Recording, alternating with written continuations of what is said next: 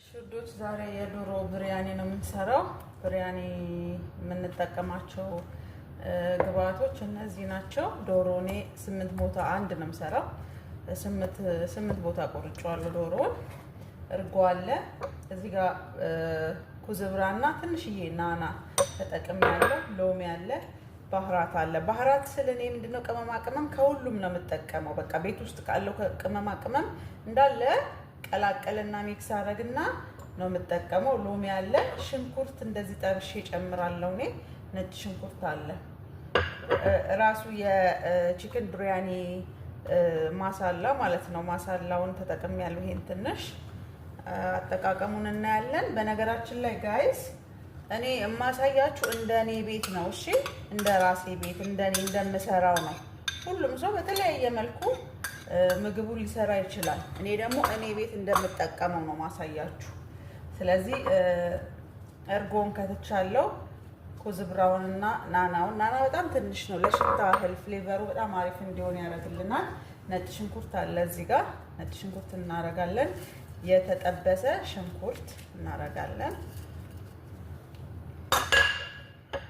ባህራቱን እናረጋለን። ያረግነውን ባህራት ሁሉንም ሎሚ እናረጋለን።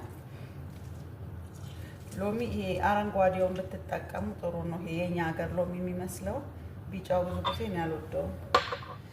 ሁሉንም እንዲህ ካረግን በኋላ በዚህ መልኩ እናዋህደዋለን። በደንብ እናዋህደዋለን እና እኔ ቢጠቅማችሁ ብዬ ነው ባይዛዌ ውዶችዬ። እኔ እንደዚህ ማሳያችሁ የማይመለከታችሁ ሰዎች አሳልፉት፣ በቃ አትዩት። የሚመለከታችሁ ግን አንድም ሁለት ሰውም ይሄንን አይቶ መስራት ከቻለ በሚል ነው ማጋራችሁ። እሺ እንሰራላችሁ። ለምን ሁሉም ቤት የራሱ የሆነ የምግብ እንትን አለው። እኔ የማሳያችሁ ምግቦች እዚህ ቤት እንደሚወዱት ነው፣ እነሱ እንደሚመቻቸው ነው። እሺ የአረብ ባህሪ ታውቃላችሁ፣ ሁሉም ጋር የተለያየ ባህሪ ነው፣ የተለያየ የቴስት እንትን ያለው እና እንደዚህ አድርገን በደንብ እናዋህደዋለን። ነጭ ሽንኩርቱንም ጠብሰን ኩዝብራውንም ሁሉንም በዚህ መልኩ እንዲህ በደንብ ካዋሃደነው በኋላ ቢያንስ እኔ አሁን ሰዓት ስለሌለኝ ነው ዛሬ 1 ሰዓት አስቀምጠዋለሁ። ከዛ በላይ ቢቀመጥ ችግር የለውም ጋይስ። ሽፍን አረግና በላስቲክ 1 ሰዓት ፍሪጅ ውስጥ አስቀምጠዋለሁ። እሺ ውዶች 1 ሰዓት አልተቀምጧል። ሌላው እዚህ ጋር ትንሽዬ ሽንኩርት፣ ቃሪያ፣ ዝንጅብል እኔ በዚህ መልኩ ነው የምከተው። እናንተ ከሽንኩርቱ ጋር አድቅቃችሁ ከነጭ ሽንኩርቱ ጋር ፈጭታችሁ መቀላቀል ትችላላችሁ። እኔ በዚህ መልኩ ስለምጠቀም ነው። ትንሽዬ ቲማቲምና ዘቢብ ነው ያደረኩት። ዘቢብ ነው የሚባለው እዚህ ኪስሚስ ነው ምንድን ነው የሚባለው በአረብኛ አይደል ነው። እነዚህን ግብአቶች ተጠቅሜያለሁ። ወደ አሰራሩ እንሄዳለን። ዘይት እናቁላላለን። ዘይት የተጠቀምኩት ቅድም ሽንኩርት የጠበስኩበትን ነው። ዶሮ ልቀመም ስል የተጠቀምኩበትን ሽንኩርት የጠበስኩበትን የተጠቀምኩት። እኔ ጋይስ የተጠቀምኩት ምንድነው 1 ዶሮ ስለሆነ ነው ግብአቶቹ ትንሽ አነስ ያሉት። እናንተ 2-3 ዶሮ የምትሰሩ ከሆነ ከዛ በላይ ማድረግ ትችላላችሁ። ማለት ግብአቶቹን የምትጠቀሙትን ጨመር ማድረግ። ሽንኩርቴ በዚህ መልኩ ክንትን ካለልኝ በኋላ ሌሎቹን ቀሪዎቹ ቲማቲም፣ ቃሪያና ኪስሚሱን እጨምራለሁ። ኪስሚስ ወይ ደግሞ ዘቢብ ነው የምንለው እኛ። እነዚህን በደንብ አቅላላለሁ ማለት ነው።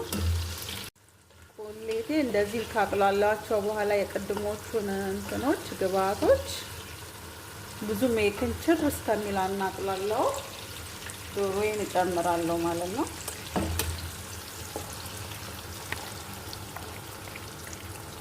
ዶሮውን ስትቀምሙ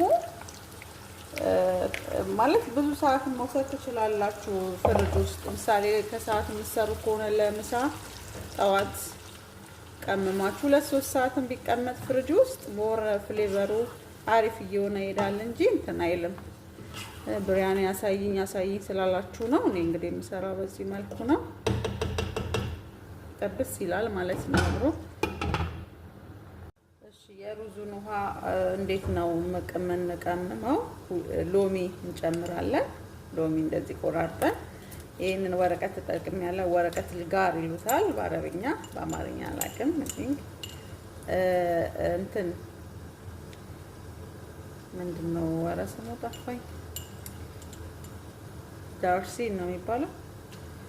ቀረፋ፣ ሄልና ቁርንፉድ ነው የተጠቀምኩት እኔ ሩዙን ለመቀቀያው ማለት ነው። ቀረፋ፣ ቁርንፉድ፣ ሂልና ሎሚ፣ ወረቀት ልጋር ይሉታል በአረብኛ፣ በአማርኛ አላውቅም። በዚህ መልኩ ይሄ ሲፈላ ሩዛችንን እንጨምራለን ማለት ነው። ጨዋችንን ጨምረን ይኸውላችሁ ጋይሶች እንደዚህ ጥብስ ብሎልኛል። ዶሮዬ በጣም የሚያምር እንትን ያለው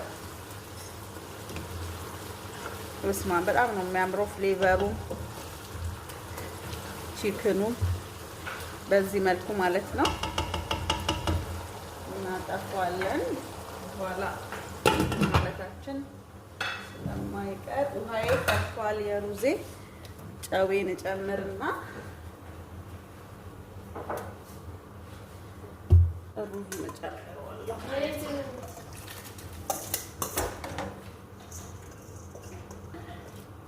ሩዙን በዚህ መልኩ ጨምራለሁ።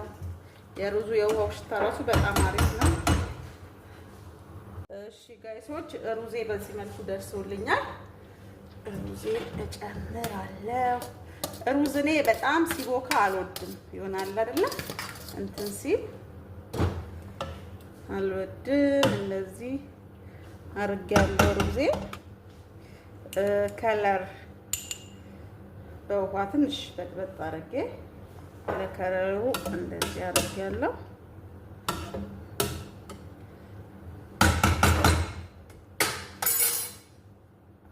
ይሄው ውዶችዬ እንግዲህ በዚህ መልኩ ደርሶልኛል። ብሪያኔ በጣም ነው የሚያምረው።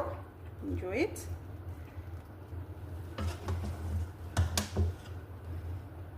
በጣም አሪፍ ቴስት ነው የሚኖረው። ሞክሩት። ዋው! እንቁላል አንዳንዴ ቀቅዬ ጠብሼ እጨምራለሁ። ዛሬ እንዳጋጣሚ ጊዜ ስላጣው ነው።